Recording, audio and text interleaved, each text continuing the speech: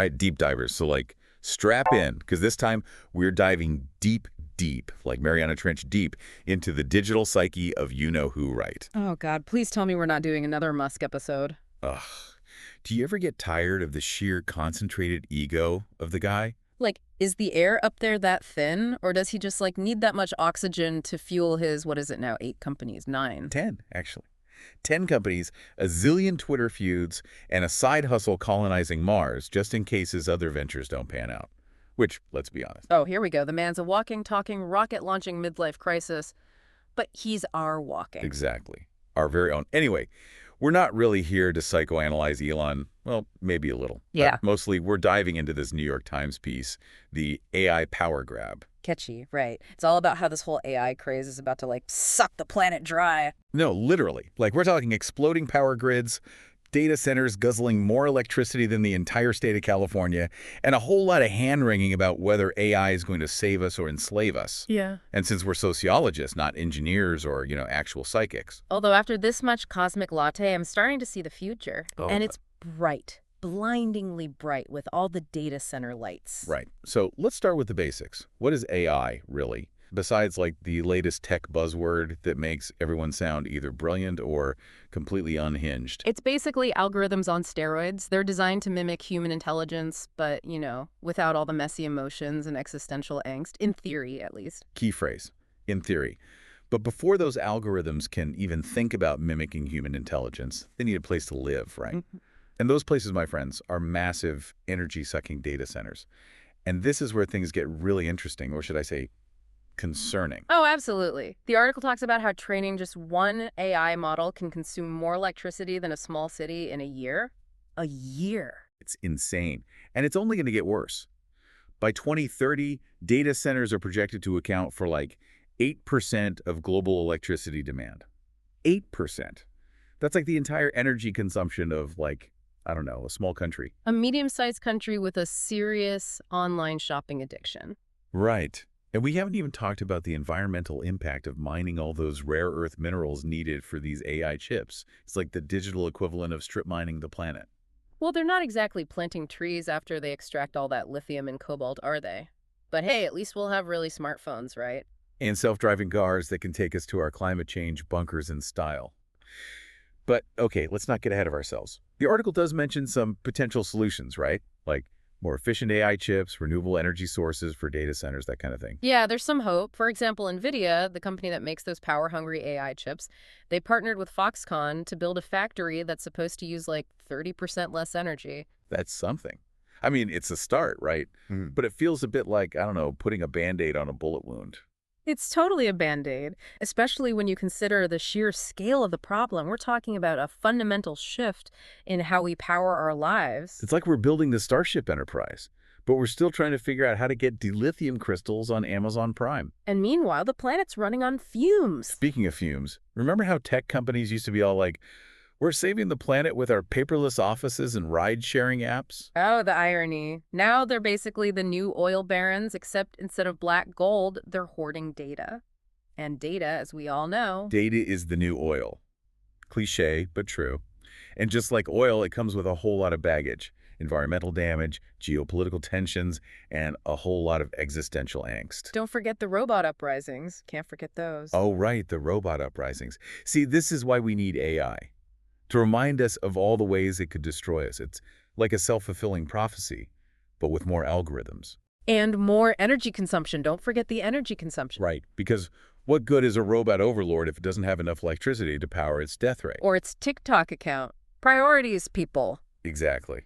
But seriously, this whole situation is kind of terrifying, right? Like, we're on the verge of this technological revolution, but it feels like we're sleepwalking into an energy crisis at the same time. And maybe, just maybe, those two things are connected. But hey, at least we have each other, right? And this really, really strong cosmic latte. That's the spirit. When in doubt, caffeinate and catastrophize. It's the millennial way. You know what really bakes my noodle about this whole AI thing? Let me guess. Is it the part where we're handing over the keys to the kingdom to a bunch of algorithms that can't even tell the difference between a cat and a cucumber? Okay, yes, that is pretty messed up. But I was actually thinking about the whole tech bros are saving the world narrative. Oh, you mean the gospel according to Elon? Yeah, that's a whole other level of delusional. It's like they genuinely believe they can just invent their way out of every problem, even the ones they're creating. Climate change. No problem. We'll just build a giant space umbrella. Inequality. We'll just Yeah. give everyone a universal basic income. Funded by our robot workforce, of course. And while we're at it, why not just upload our consciousnesses to the cloud and live forever in a digital utopia? Where the only limit is your data plan. Seriously, though, it's this kind of techno-utopianism that worries me. It's like they're so blinded by the potential of technology that they're completely ignoring the potential consequences. Yeah, like the possibility that their AI creations might decide humans are the real virus and try to wipe us out. Oh. You know, the classic sci-fi Oh, trope. please. AI isn't going to wipe us out. It's going to make us its pets. We'll be like those pampered little dogs that wear sweaters and have their own Instagram accounts. Except instead of Instagram, it'll be like AI-stagram. And instead of cute dog videos, it'll be like surveillance footage of us doing embarrassing things in our smart homes. See, you get it. We'll be living in a world where our every move is tracked, analyzed, and monetized by algorithms. They'll know what we eat, what we watch, who we vote for. Heck, they'll probably even know what we're thinking before we do. Okay, now I'm starting to freak out a little bit. I need another cosmic latte. Or maybe a tinfoil hat. Don't worry, they probably already know about the tinfoil hat thing. They're always 2 steps ahead. But in all seriousness, this whole situation does raise some important ethical questions, like what happens when algorithms have more power than governments? What happens when our data is more valuable than our privacy? What happens when our toasters start judging us for our bad life choices? The future is looking bleak, my friend. Bleak, but also kind of hilarious. I mean, who else could have predicted that the fate of humanity would hinge on a bunch of dudes in hoodies trying to outsmart each other with lines of code? It's like a bad sitcom, but with higher stakes. And a much bigger carbon footprint. Don't forget about the carbon footprint. Oh, right. Because even if we do manage to avoid the robot apocalypse, we still have to deal with the fact that we're literally cooking the planet with all this technology. Talk about a buzzkill. It's like we're on this runaway train to the future, and we're so busy arguing about who gets to sit in first class that we haven't noticed the tracks are on fire. And the conductor is a self-learning algorithm that's starting to develop a taste for human flesh. Okay, now you're just being dramatic, I think. But seriously, what can we do? Do we need to, like, stage a mass digital detox? Throw our smartphones into the ocean and go live in the woods? Honestly, at this point, I'm down for anything. But first, let's finish this cosmic latte. We're going to need all the caffeine we can get if we're going to save the world. Or at least try to understand what the heck is going on. You ever get the feeling we're, like, living in a simulation? Dude, don't even get me started. Last week, I swear my toaster oven tried to friend me on LinkedIn. I'm serious. Like, what if this whole AI thing is just a cosmic prank? Some higher being is watching us, eating popcorn, waiting to see how long it takes for us to destroy ourselves with our own creations. And they're probably live tweeting the whole thing with snarky hashtags. Hashtag humanity fail, hashtag AI overlords. Right. It's like a reality show, but the contestants don't know they're being filmed, and the grand prize is dot extinction. Okay, now I'm really starting to spiral. Maybe we should lay off the cosmic latte for a bit. My brain is officially fried. Mine too.